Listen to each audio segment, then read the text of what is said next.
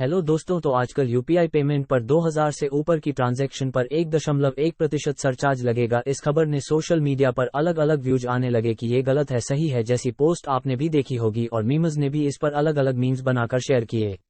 लेकिन इसकी पूरी सच्चाई क्या है? क्या ये सबको देना है या नहीं देना है? जैसे सवालों का जवाब अभी भी बहुत कम लोगों को पता है कि एक्चुअल में पूरा सच क्या है।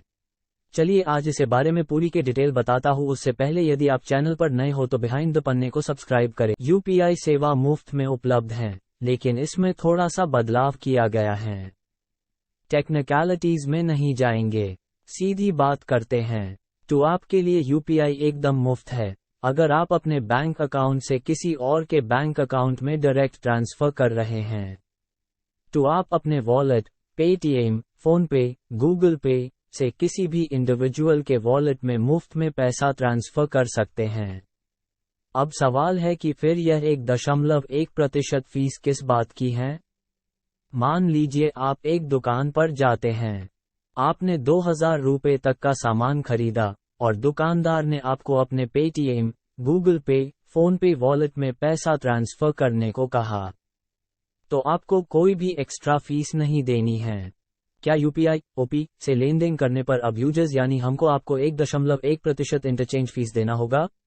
उत्तर नहीं। यूपीआई ओपी की governing body national payments corporation of India NPCI के सर्कुलर के अनुसार ऑनलाइन मर्चेंट्स, बड़े मर्चेंट और छोटे ऑफलाइन मर्चेंट को किए गए 2000 रुपये से ज्यादा के ट्रांजैक्शन पर 1.1% इंटरचेंज फीस लगाने का सुझाव दिया गया है। साथ ही प्रीपेड इंस्ट्रूमेंट जारी करने वाले को 2000 रुपये से ऊपर के ट्रांजैक्शन वैल्यू को लोड करने के लिए रेमिटर बैंक को फीस के तौर पर 15 बेसिस पॉइंट्स का पेमेंट करना होगा। सुझाव के अनुसार अगर सुझाव लागू हुए तो ये मान लीजिए कि पेटीएम जैसे किसी पीपीआई इश्यूअर के ग्राहक ने 2500 रुपये किसी बैंक खाते से ये पैसा वॉलेट में डाला तो पेटीएम रेमिटर बैंक यूजर के बैंक को ट्रांजैक्शन लोड करने के लिए 15 बेसिक पॉइंट्स का पेमेंट करेगा। अब सवाल उठता है कि क्या ये फीस आम यूजर को देनी होगी?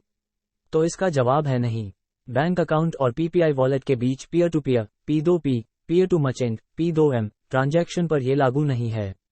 मतलब ये कि अगर यूजर यानी हमने आपने किसी व्यक्ति को या किसी दुकानदार को पेमेंट किया तो यूजर यानी हमें आपको कोई फीस नहीं देनी है। इंटरचेंज फीस आमतौर पर कार्ड पेमेंट से जुड़ी होती है और इसे ट्रांजैक्शन की लागत को कवर करने के लिए लगाया जाता है। 1.1% की सबसे ऊंची फीस है। कई मर्चेंट्स ऐसे भी हैं जिन्हें इससे कम इंटरचेंज फीस देनी होगी। जैसे पेट्रोल पंप प्रीपेड इंस्ट्रूमेंट का इस्तेमाल करते हुए आप यूपीआई पेमेंट किया तो इंटरचेंज फीस 0.5% लगेगी।